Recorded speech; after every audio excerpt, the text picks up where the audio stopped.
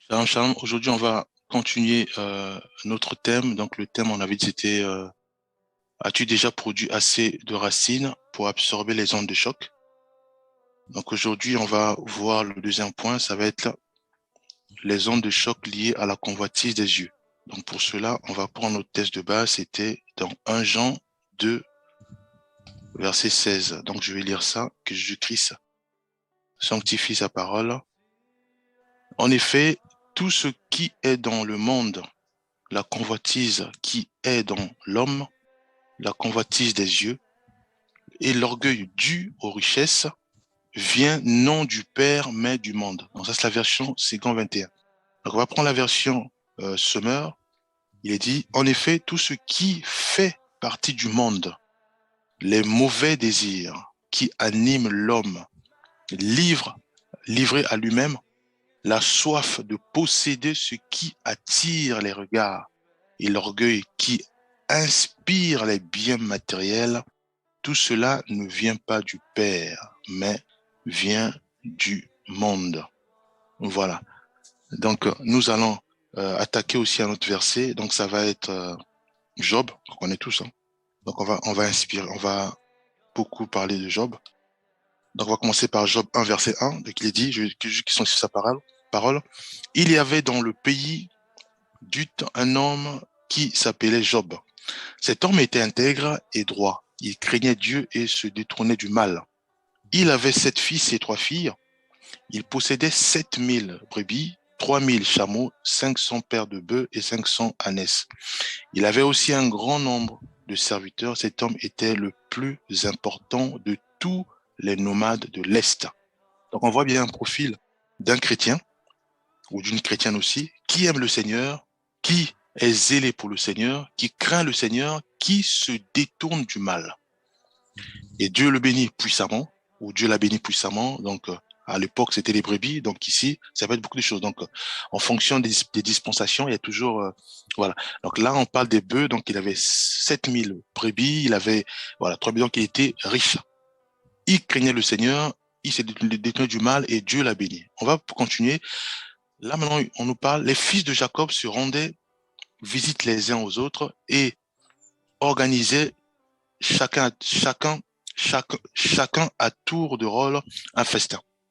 Invitaient leurs 3 sœurs à manger et boire avec eux. Quand les jours de festin étaient passés, Job faisait venir ses enfants pour les purifier.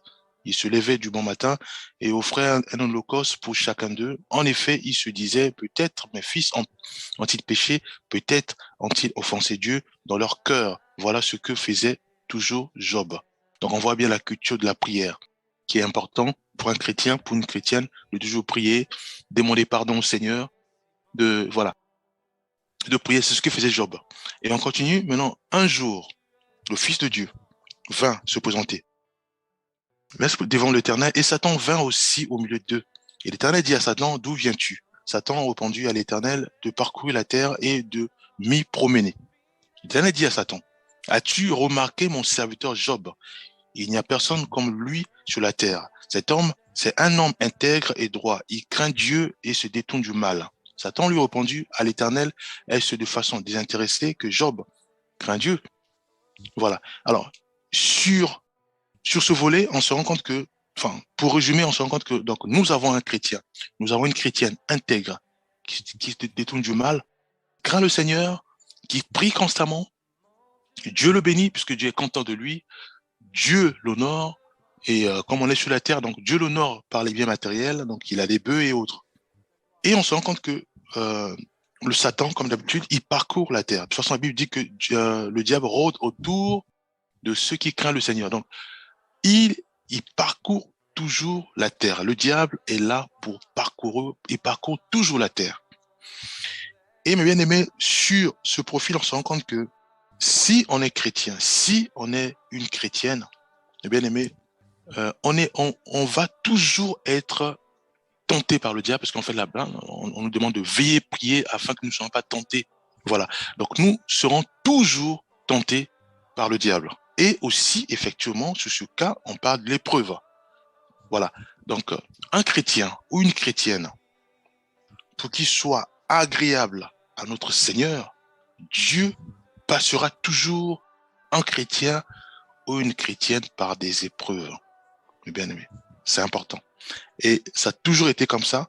La preuve est que nous avons vu ça avec Job et on verra ça dans toutes sortes de dispensations. Il y a toujours les épreuves. Dieu atteste ses serviteurs qui sont fidèles par les épreuves. Le diable, lui, vient effectivement pour le diable va te tenter pour voir si réellement on est consistant, tenter pour voir si réellement on succombe pas, tenter pour voir si réellement on est affermi, tenter pour voir si réellement on mène une vie de prière, si on est intègre à notre Dieu. Alors, la question que je me pose maintenant, est-ce que nous, pasteurs, nous, évangélistes, nous qui sommes docteurs, prophètes, nous qui sommes chrétiens, nous qui sommes apôtres, est-ce que si réellement euh, nous sommes serviteurs du Seigneur, est-ce que nous sommes prêts à être fidèles à notre Dieu? Est-ce que nous sommes réellement fidèles à notre Dieu? Est-ce que nous sommes réellement, nous aimons réellement notre Dieu? Parce que imaginons-nous, mes bien-aimés, si aujourd'hui, moi qui suis, qui aime l'argent, par exemple, ou qui aime beaucoup, ou qui aime, voilà, prenons l'exemple de l'argent, qui aime l'argent, est-ce que si moi, je vois un frère ou une sœur qui vient devant moi, qui me fait sortir les billets des banques, quelle sera mon attitude? Est-ce que je vais être très gentil avec lui? Est-ce que je vais, ou avec elle? Est-ce que euh, je vais commencer maintenant à me rapprocher de lui pour prier avec lui constamment? Ou réellement, ça pourra pas m'affecter? Donc, mes bien-aimés, ça c'est une première question. La deuxième question, est-ce que moi, qui aimais beaucoup euh, boire l'alcool, Dieu m'a guéri, Dieu m'a restauré.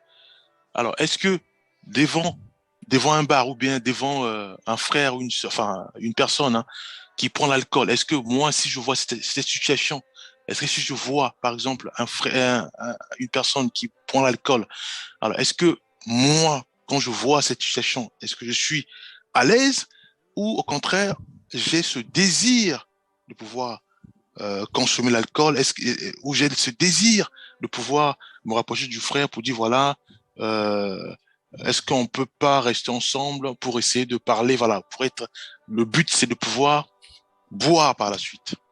Pourquoi je dis tout ça? Parce que, mes bien-aimés frères et sœurs, le diable va toujours nous tenter. Mes bien-aimés, il va toujours nous tenter. Le diable fera que, comme il nous connaît depuis que nous sommes nés, jusqu'à ce que nous sommes devenus pasteurs ou chrétiens, il connaît. De toute façon, il était toujours là. Il sera toujours là tant qu'il n'y a pas il y a pas le retour du Christ. Il sera toujours là de toute façon. Donc, il voit comment nous sommes nés, il voit tout.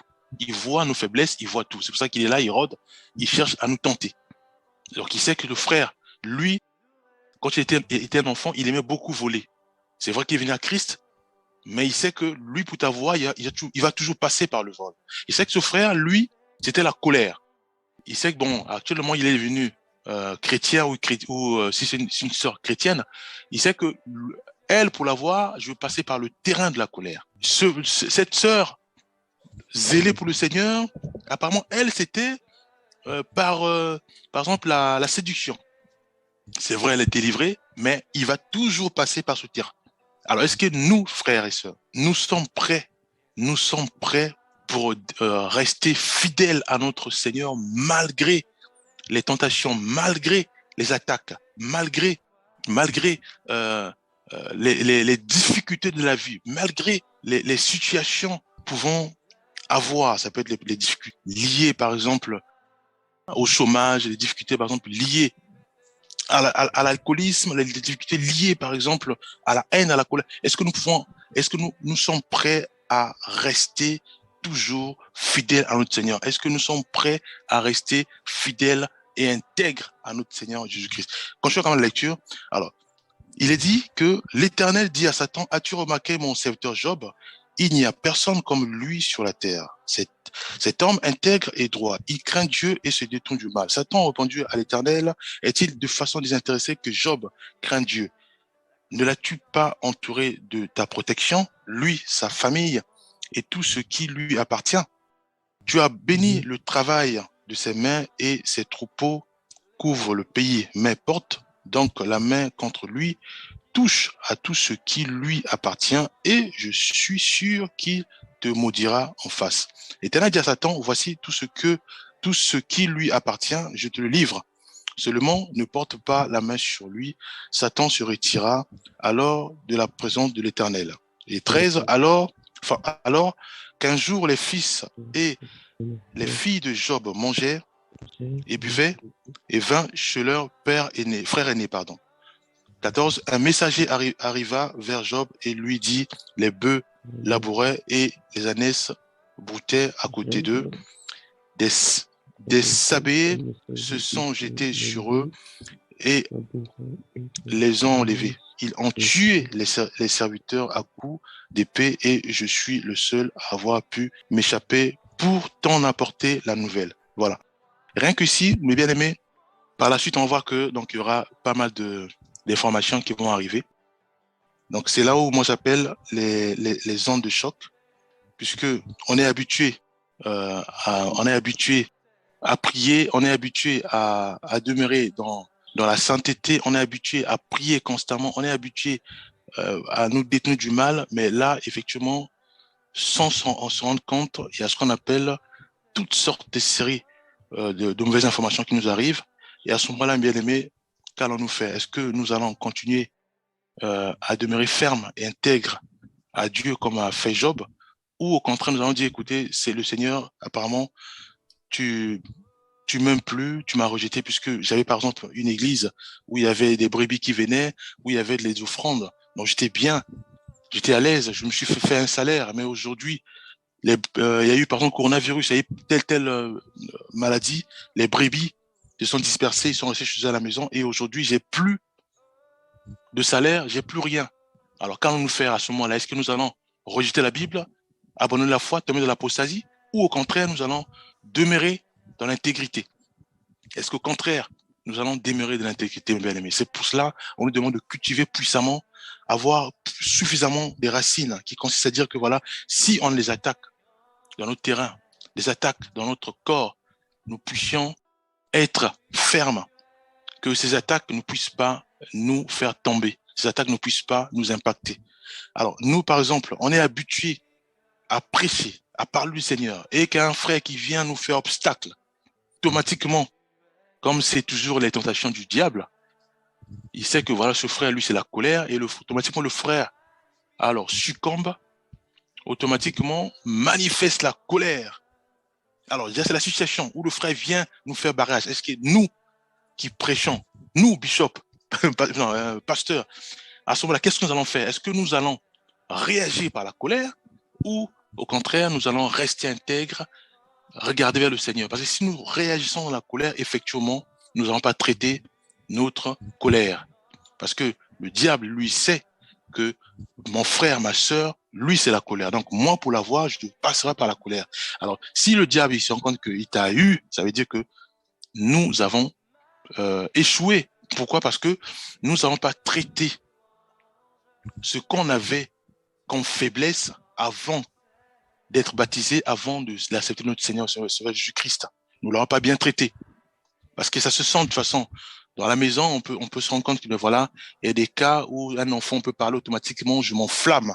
Si c'est le cas, mes bien-aimés, on n'a pas traité la colère. Et des fois, on peut nous voler quelque chose et on s'enflamme. Bien qu'on est en Christ, là, effectivement, on n'a pas traité cela.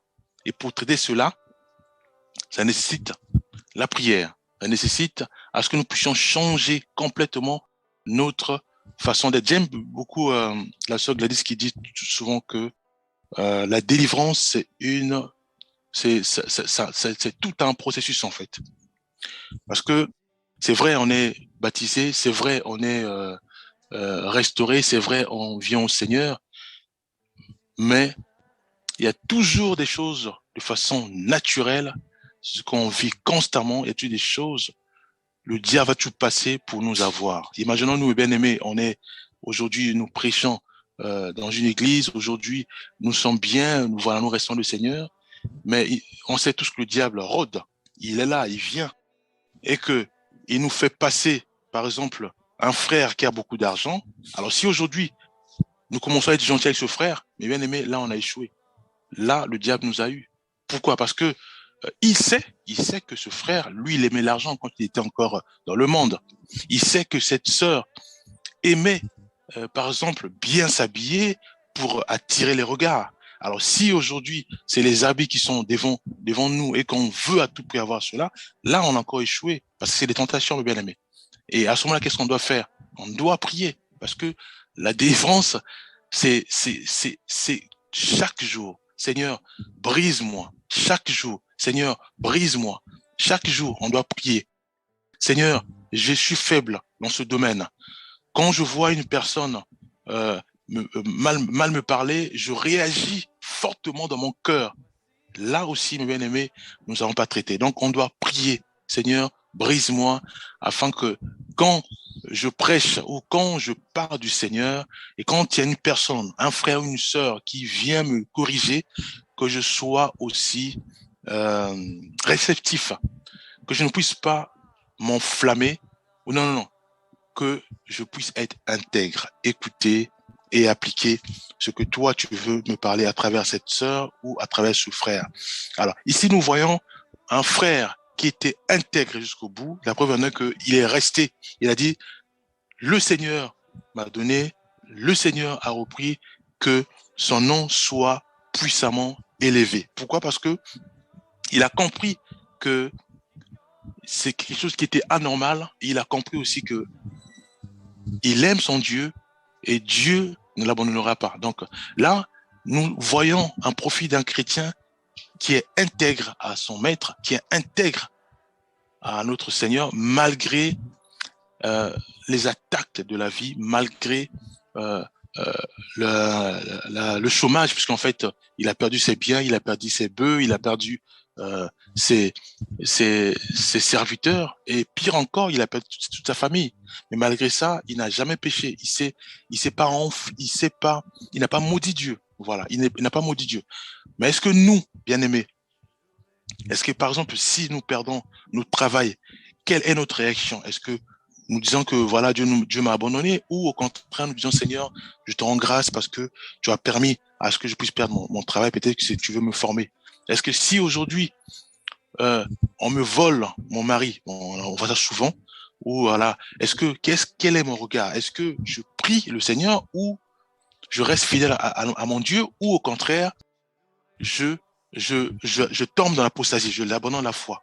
Est-ce qu'aujourd'hui, si par exemple, on m'insulte, je veux voir un pasteur, je pasteur, apparemment une sœur ou un frère m'a insulté, et que le pasteur me dit, mais toi aussi tu es apparemment juste un peu bizarre, est-ce que à ce moment-là, quelle est ma réaction? Est-ce que je laisse l'église, ou au contraire, je préfère rester fidèle à mon Dieu?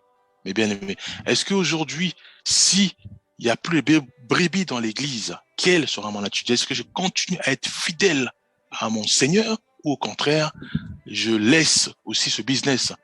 Je laisse l'église, je dis, écoutez, bah, pour moi, ça apporte pas, j'ai plus mon salaire, je préfère laisser suivre le Seigneur. Est-ce qu'aujourd'hui, mon bien-aimé, si on me donne, par exemple, une brebis, on me dit voilà, la brebis elle est là, suis cette brebis, et que cette brebis n'a rien, n'a pas l'argent, ou cette brebis fait les choses qui m'honorent pas. Est-ce que moi, je laisse cette brebis parce que je vois mon intérêt, ou je continue à être intègre, à suivre ce frère, à suivre cette sœur, mes bien-aimés? Voilà. Donc, ici, nous voyons que Job n'a pas péché, Job est resté fidèle, Job est resté intègre malgré qu'il a perdu ses biens, malgré qu'il a perdu tout ce qu'il voyait, voilà, malgré qu'il a perdu cela, mais il est resté intègre. Voilà, je vais prier, Père Céleste, nous te rendons grâce, te bénissons, parce que c'est toi, ô Éternel des armées, qui veut que nous puissions rester intègres, malgré les attaques qui peuvent nous arriver, que nous puissions toujours avoir nos regards fixés vers toi, malgré les tentations qu'il peut avoir, que nous puissions toujours rester fidèles à toi, que nos pensées ne puissent pas être imbibées de la colère ou d'esprit de vengeance, mais au contraire, que nos pensées puissent glorifier ton nom, malgré les situations, que nos pensées puissent être focalisées uniquement vers toi. Merci pour cette exhortation. Au nom de Jésus-Christ, nous avons ainsi prié. Amen.